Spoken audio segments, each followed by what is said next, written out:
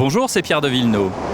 Bienvenue dans un nouvel épisode de Tout roule, votre podcast consacré aux nouvelles mobilités. Aujourd'hui, je vous propose un petit tour à bord d'une Jaguar, mais pas n'importe laquelle. Elle fonctionne au flex fuel, autrement dit au bioéthanol. Et vous allez tout savoir sur ce mix de Super 95 et d'alcool à base de végétaux avec notre expert qui me rejoindra ensuite en studio.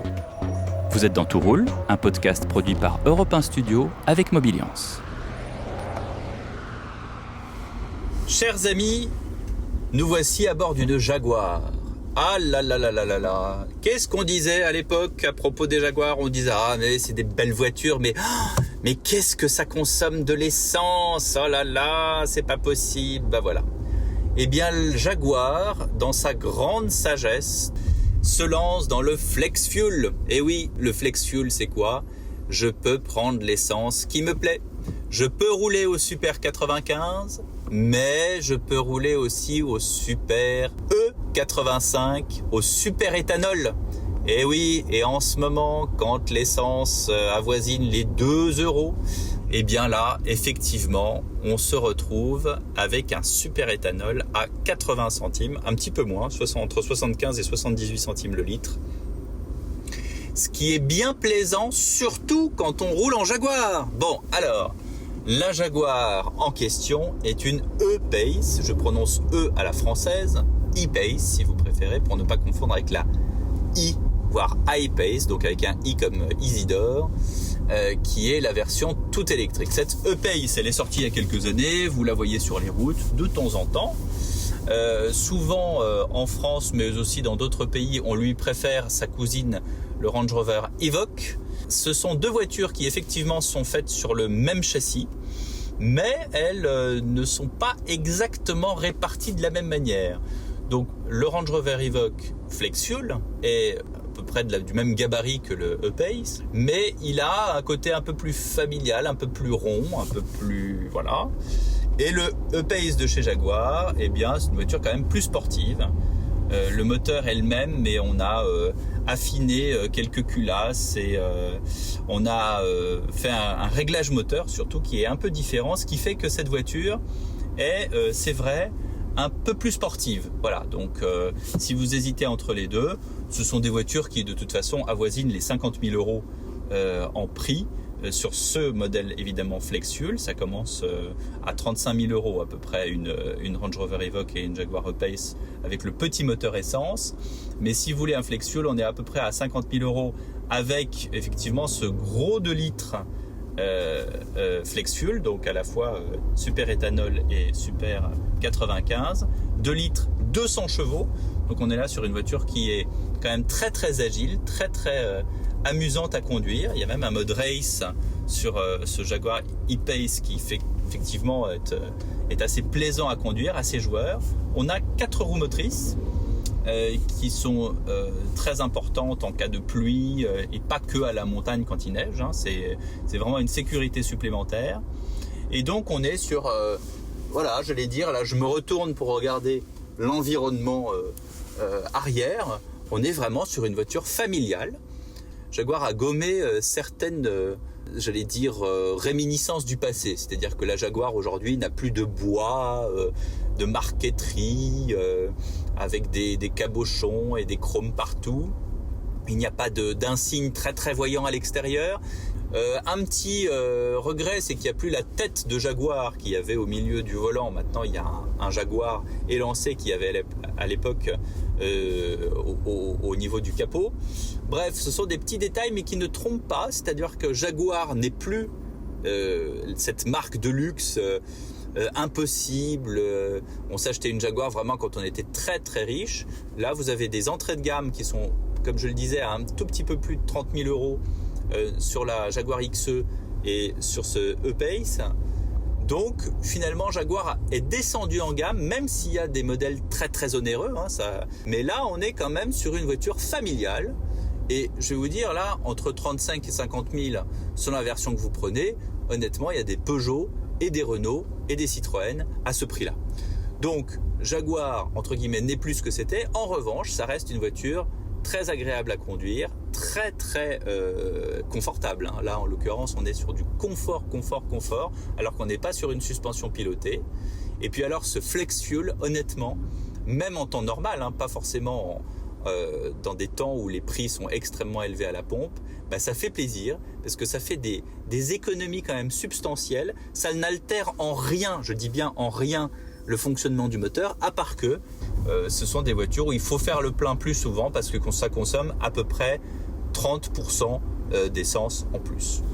Voilà donc pour ce Jaguar E-Pace ou E-Pace. À vous de voir si vous le prononcez à l'anglaise ou à la française. C'est une bonne note pour cette voiture. Et puis on roule en Jaguar quand même. Que diable!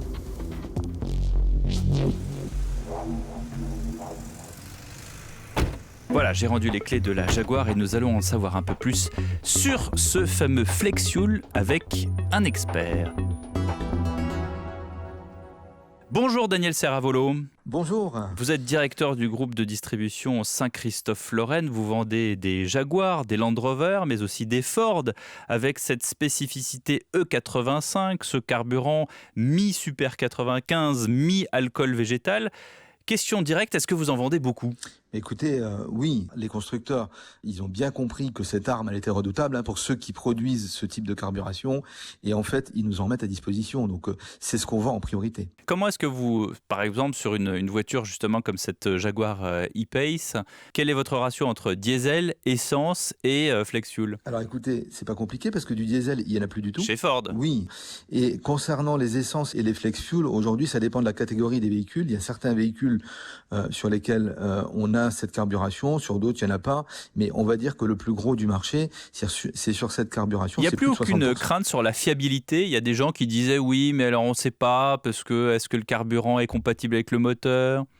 Non, aujourd'hui, si vous voulez, on a suffisamment de recul. Il y a des voitures qui ont quand même bien roulé depuis leur mise à disposition. Et c'est vrai que vous venez de le dire, c'est tout l'avantage d'avoir 3 carburations possibles, parce que vous pouvez mettre à la fois ce fameux bioéthanol, mais vous pouvez également mettre en fait du 95, du samplon 95 et du samplon 98.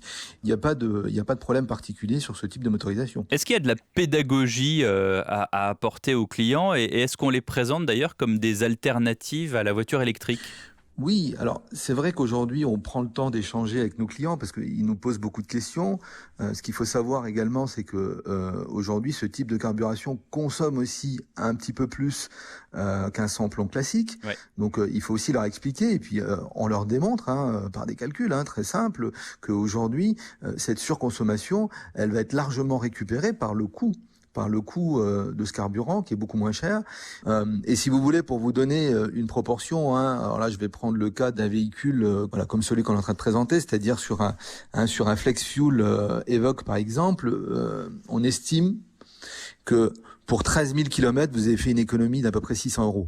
Et donc, vous voyez, plus on est un gros rouleur et plus on fait d'économies ? Là, vous voyez, dans la proportion que je vous donne, ça représente quasiment 5 000 € de gagné à 100 000 km, en sachant que c'est quand même des véhicules qui sont beaucoup plus propres, que ce soit au niveau du gaz à effet de serre, que ce soit au niveau des émissions de particules, mais il y a aussi des avantages dans les villes aujourd'hui, avec la vignette critère qui est numéro 1 là-dessus. Donc, vous voyez, il y a pas mal d'avantages, et au-delà du fait que ce soit une production qui soit à 95% fait au niveau national, sur la France, ça reste quand même beaucoup plus naturel, quoi. Vous disiez que vos clients venaient avec toute une série de questions. C'est quoi les questions qu'on vous pose sur le flex fuel ?